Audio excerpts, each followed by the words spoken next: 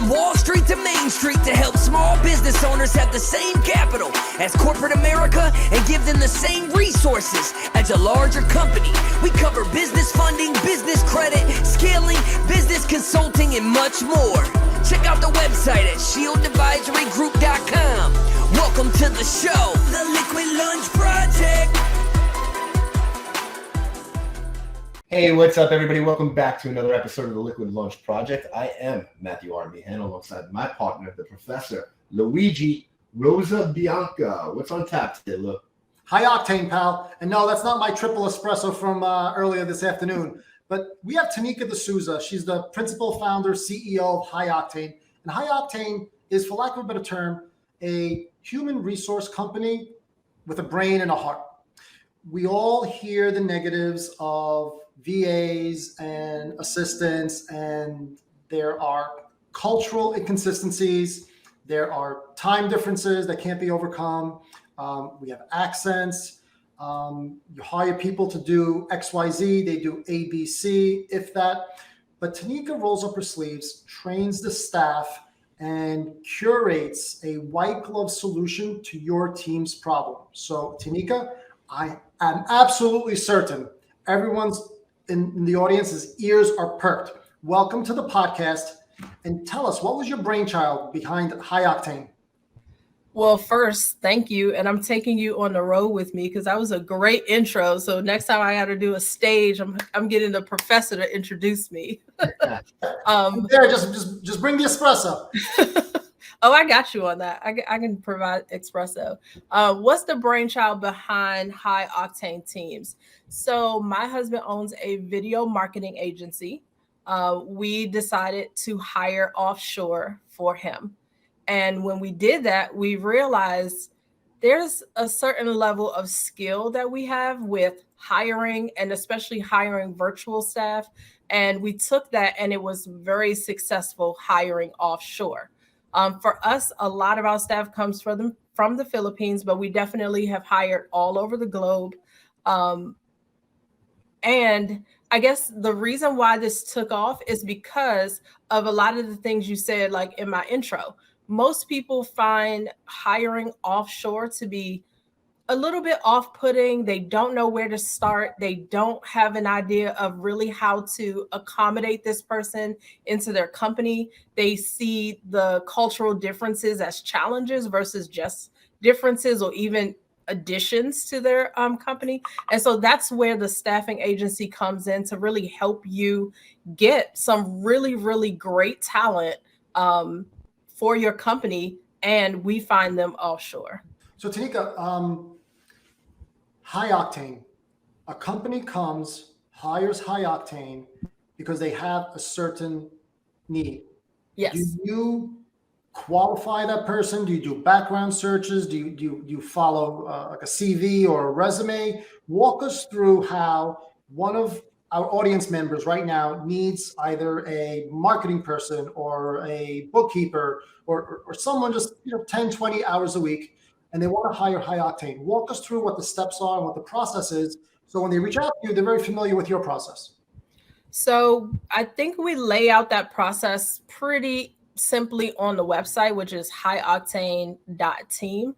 So you can find pretty much everything you want there. But in general, most people come to me, they have a need, and they're in a bit of a stressy situation or crisis. It's like, I need help right now. And they're not even exactly sure what they need. So in my consultation and earlier time talking to anyone new, I'm assessing your need and helping you really think through the structure of your business. So yes, I am a staffing agency, but I've been an entrepreneur for over 14 years.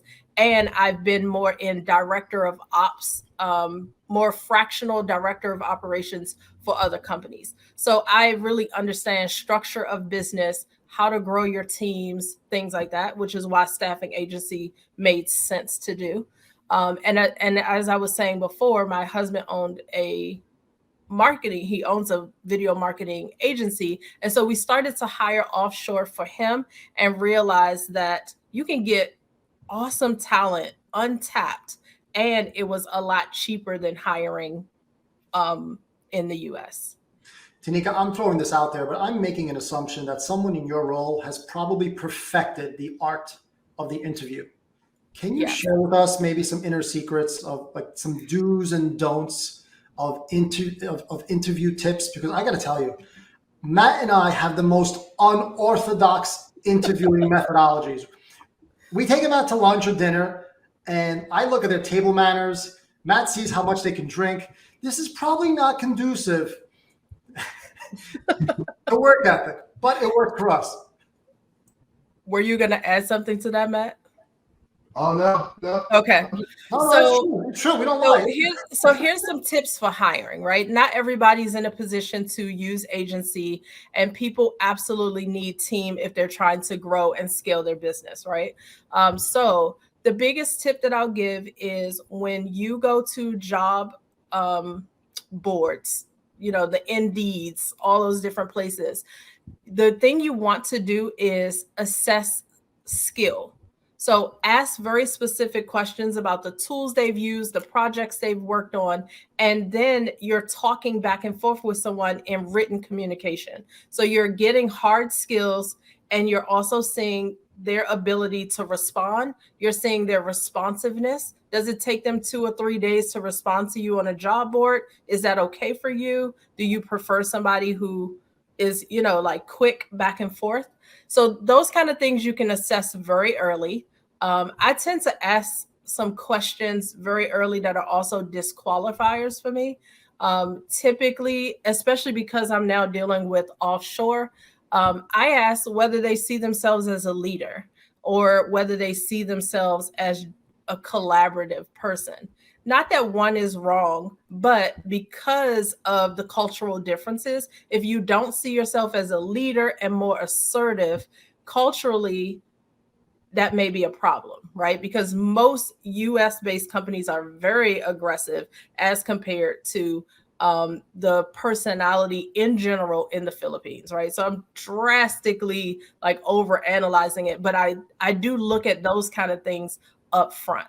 So I use the initial interaction with someone to gauge written communication, their responsiveness, and just kind of general like hard skills. After that, I do interviews. When I'm interviewing you, and sometimes I even require them to send me a Loom video, like I ask a question, like tell me some of your favorite hobbies. And I ask them to send me a Loom video because now I can hear how you communicate. For some people, you might feel like, oh, I can skip that because I only hire in the US, but you're not sure if you're going to be dealing with very heavy accents, people who don't articulate well. And depending on your industry, that could be very important, or if they're customer facing. So the interview is for me to understand how you communicate verbally. Are you able to banter back and forth with me? Did you hear what I said and ask an appropriate question? If they don't have questions, if they shy away from really talking, then that's a no for me because I need you to communicate. So those are some tips about interviewing. To me, it's not just checking the box on skill. It's learning the person. How do they communicate? Is that okay for you? And then also hearing more about their personality. I ask a lot of scenario questions. In this scenario, what would you do? Because then there's no real right or wrong response, and you can really see how that person responds to your question. Tanika, I'd love to ask you another question because you've been so kind to offer us these wonderful insights with human resources.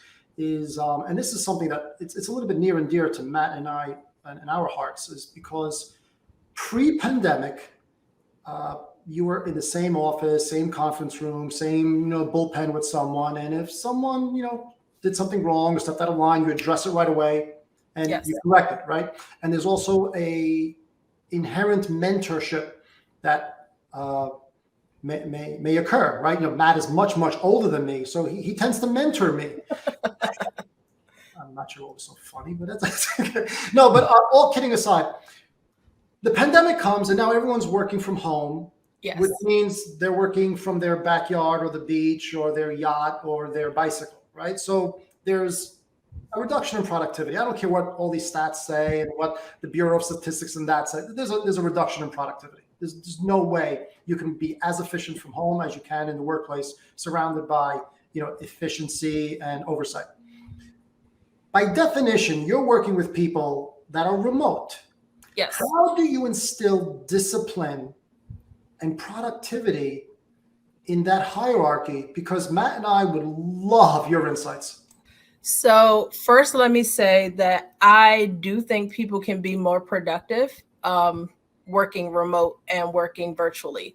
I have seen lots of unproductive offices where people come together and especially, I'm gonna give you the scenario of a more modern US-based company. They provide ping pong tables and puzzles, and people are in the crafting circle and they're entertaining themselves half the time that they're working. So as an aside, WeWork is on the verge of bankruptcy, but thank you for those insights. Yes. And so to me, that was not effective. And they kind of set a trend because a lot of younger people who are going in the workplace, they feel like they're owed all these amenities that have nothing to do with their job, right? So I'm a little bit old school in that I'm paying you to work. This is the time you should be working, right? So I agree with you 1,000% that your paid time to work is for productivity, right? But I definitely don't agree that in the office was the place where you were most productive. Maybe quicker to have a team meeting or something like that. However, I just felt like there were so many other factors that distracted people in the workplace. So how do you keep teams? Because now what I feel like I deal with is the company who wants to hire remote, but they do have that mentality. I can't see you. I don't know what you're doing. You're probably wasting a lot of the hours. So what I help people do is, one, understand what you're asking that employee to do. I'm very big on scorecards. I'm not sure if that's a term that you guys use. It's likely called something else in different industries. But the scorecard says, here's what I'm responsible to do. Here's how I'm going to report it. And here's how it's going to be monitored. Are you showing up to a weekly meeting to present what you've accomplished? Or are you turning this in? Like whatever that role is, there should be some accountability to the job. So I think a lot of businesses, instead of creating systems that actually run their business, see, I love analogies about engines because I actually like cars, which is why my company is called High Octane Teams, right? But you don't create an engine that's actually like a great system. So instead, what you do is point your fingers at your staff and say, if they were working more, if they were more productive, this business would grow. No, your business is not growing because you have jacked up systems. You have no engines running. You just throw people at the problem. So that's another issue that I help people solve, is thinking bigger about what is it that your company is trying to do? What are the systems that are involved? You have no idea how many companies say, I want this person to do this job. They've never thought through what that job would do. They have zero SOPs in place. They have no system that this person is going into, yet you want to bring someone in and then tell me they're not productive when you have no way to monitor that. So I also help in that area to help you realize that you never systemized to even receive that employee. So let's say, I'm a big believer in, you got to give people time to get acquainted and be on board, right? Yes. I think yes. 90 days, after 90 days, you're going to know if they're a good fit for your company or not, okay? One of the biggest problems that I see, and we've encountered ourselves over here, is when you spend that first month, that first 30 days training somebody and they're just not working out, right? They're just not working out and the writing's on the wall, but you already have so much time invested. You just want to keep trying to move it forward. And that person still doesn't work out. So now that we're on the HR talk right now, when should you let that person go? Immediately, right? And what does your company do after you hire them for a company? Do you take charge and speak to the person, or is it up to the company to ultimately speak to the person? They don't work out, did you find another person? How's that work with your agency? So I hire for the job that you required and for fit of company. So there's two major things that I'm looking for as far as that click is concerned. And I feel like you can see it pretty soon. I am, again, of the old school mind, slow to hire, quick to fire. If it's not working, let the person go, let them find another job, and you don't need to continue wasting your time. If it's you with system issues, then it doesn't matter whether you have 10 people in that role, it's not going to work, right? So, in the case of I have hired for you and it's really not working out, I tend to be able to see that pretty quick. So we do a lot in the first few days that the person is onboarded to the company, and I can tell whether or not they are getting along. And to be honest with you, I'm not looking for like you guys are gonna hold hands and skip through the park, right? Like we're not looking for like a love match. We're looking for compatibility and people being able to work together. But if it's not a fit, I take the staff and I give you another candidate. Typically, when you make a decision about hiring, you've interviewed a few people, and I hope to give you a really tough decision. I hope that you meet three great candidates and you chose one. The sooner that I realize that doesn't work, maybe one of those other two people are still available. So for me, it's not advantageous for me to wait 90 days to see if you're going to hit it off. It's in my best interest to diagnose a problem in the first 2 weeks and make an adjustment. I've only had to do that once, and I think it was just a personality thing. The manager wasn't being very upfront about the problems because I think they just weren't clicking in personality. So she was making up things like, "Oh, they didn't check in with me," and then the staff can send me like, I checked in at this time. Here's what, so I build in that accountability as well. But either way, the personality wasn't a fit. And I was able to give her one of the other candidates that she, didn't pick initially. And what about tracking time? How does that work? So what I try to focus on and help business owners do is understanding the responsibility and making sure the job is done, right? Because obviously when somebody's new with you, it's going to take them a little more time, and once they get used to the job, they should be able to do it faster. So if you are a manager who cares about tracking time, there's tons of ways to do that online. You can have them log into your work environment, and therefore you can pretty much monitor and see everything they do. I have virtual assistants that work in my social media accounts, so they cannot do that overseas. They have to like log into my environments and use like my accounts that way. But yeah, there's tons of ways that you can watch exactly what they're doing or have them monitor time. But I usually try to get people to lean more toward, is the job being done? How are you doing accountability so that you're happy that you're getting the result versus I paid you for 4 hours and you did 4 hours of work, because that still doesn't guarantee a result. Totally agree. I totally agree.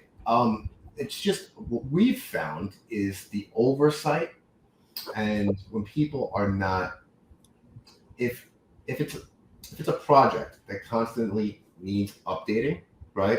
And the updating is not there, and you go into it as somebody that owns a business, kind of get a little frustrated because we've talked about this. You have to do it, and I found in the Philippines personally, right? I probably haven't had the right person, but they constantly need to be reminded of their tasks. And just because we give them a new task does not mean they have to forget about the old task at hand, right? With that being said, when you try to get a quick response from somebody, there's usually a time delay, right? So what do you think, in your opinion, is acceptable if you send an email or a message to somebody for them to respond? So you just tapped into a few things, and I think the major part is how the project is being monitored and what is your expectation on response, right? Because I'm currently hiring for two of the most laid back companies I ever met. So I need to hire people who literally can work independently because they're not likely to talk to their staff a whole lot. So that's a different personality, right? It's not just about the job, like I said, it's about what's the fit for your environment. So for you, you want them to be held accountable to, here's the task. I need to go in every day at 9 a.m. and see that all this stuff was done yesterday, whether you did it through the night or 9 to 5 the day before. This is when I need to see it. So I think those things have to be verbalized, but I would also just very cursory ask, what's the project management tool that you're using? None of my staff have any excuse for saying, I didn't know I needed to do that task, because all of our tasks go through ClickUp, which is a very popular tool right now. So everything that you're responsible to do is there. If I didn't assign it properly and I didn't put it in ClickUp, I can't hold you accountable for doing it because I didn't assign it. So that's another thing that I'm going to say help companies learn is you speak a lot to people and you possibly say 5 or 6 things and things get missed. So how about we either, if you can't use a project management tool like a ClickUp, or some people use Asana, Monday, all these different tools. If you can't use those, at least have your assistant send back to you what were the tasks that we just discussed in this meeting and approve it. So therefore, there's a written agreement between you and the staff of what they need to get done. So I think a lot of what you mentioned is you want them to stay top of mind on their task and their people, and they need literally like checklists or a place to go that says, here are my assignments. Yeah, I think that would help a lot. Actually, I'm going to start looking into some of those tools as well. Yes. So where do you see most positions? What positions do you see most clients reaching out to you for?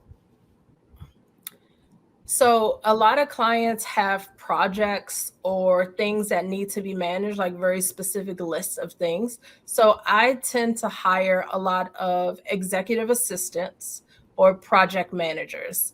And in the project manager realm, there's different levels of project managers. So you may need a coordinator who's not necessarily as skilled as a project manager. And that just depends on how many people are you managing, teams, what's the client output, all those different pieces. So executive assistant is going to answer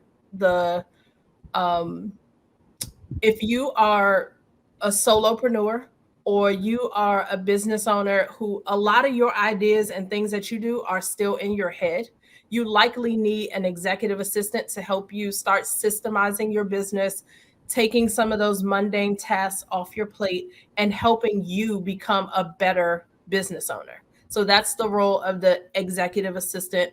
Sometimes people need the personal assistant side of that as well, where it's like, I can't concentrate because I got contractors calling my house and this thing is happening and this has to be ordered, and you need them doing other tasks that aren't directly related to the business, but they're related to you. And so that's what I would hire for in that case. On the other side, if you are like agency or you have things that are due to your clients and you can think of those as projects, meaning here's what has to happen on your team before it's a deliverable to the client, you likely need some type of project manager to stand in the gap to make sure everything is getting done, hold the rest of the team accountable, and make sure that the deliverables are getting to the client in a timely fashion. So those are the 2 positions that I would say I hire the most. And then kind of the next step above that is I try to hire someone who has some experience in your industry. So whether that's real estate, finance, investment, whatever it is, they can be a project manager in that field. So are you hiring are you hiring one person for each project, or are you making one project manager handle multiple projects? It depends on the company. So most companies, so one of my clients is a catering company. They have a sales team, they have an events team, they have a marketing team, they have multiple teams. And several of their departments have their own project managers, because if you think of sales department and the projects that they take on in sales, very different from executing a 5-star catering event. So the brain of those two project managers and what they are focused on is very different. So that company actually has 3 project managers, appointment setters, and customer service, like people who are responding on their online chat. So all of those staff came from me. So how long ago did you start Octane? How long ago did I start High Octane Teams? Yeah, yes. So this company grew out of the need for my husband hiring offshore. So he would go and look for talent, let's say a video editor, and he would find this video editor, but then he would realize, okay, well, I'm done with the clients who needed video editing, and I don't want to lose this person. So he started to loan out his staff to friends, because most agency owners have tons of other agency owner friends or business owners. So that's how it started. Is he had a lot of staff, people needed staff, and they were able to supplement hours. So it's like, you work for me for this amount of time and my project's done, and now the professor needs some help, so it was kind of managing this one person and making sure that they stayed employed, because when I have video editing needs, I want them to be able to come back to me. I don't want them to go and find another job. So we started managing that. And I would say that was about 2.5 years ago, possibly longer. And so maybe about 1.5 years is when I started to formalize this as a separate staffing agency. And I formalized, you can hire someone part-time or full-time. I just put a lot more policy in place, systemized the business so that it wasn't all over the place. And now it's a thriving staffing agency. That's awesome. Where do you guys see yourself going next? Where do I see myself going next? My bigger goal is to create a certification program.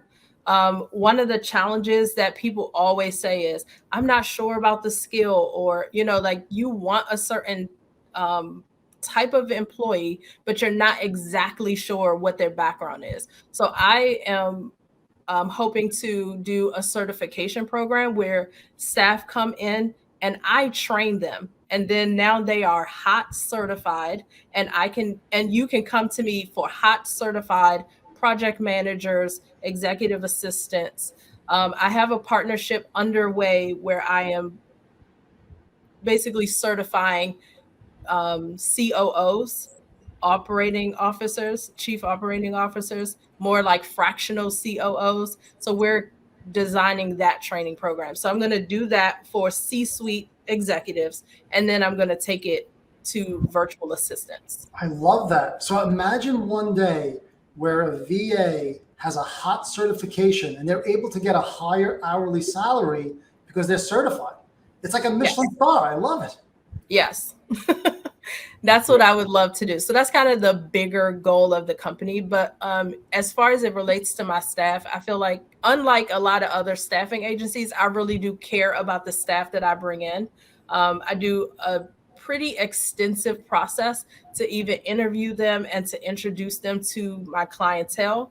And once they're kind of in my community, we do a lot to take care of them. So I've created programs for wellness, for rest days, making sure they have their paid time off, making sure that they're investing into their children. So like for their kids' birthdays, we send money for the child's college fund, all those kind of things. So I have tons of programs that really help them feel like they belong to this community, which is, in my opinion, what helps them feel like, here's where I belong. Here's where I feel supported. And even though they leave me and work for another company, they feel connected in enough that it causes them to stay with that company because they want to stay with my agency. So we really want to be respectful of your time, Tanika. We appreciate you being here. Why don't you tell everybody where they can find High Octane or find you on the socials if they have any questions or in need of hiring somebody?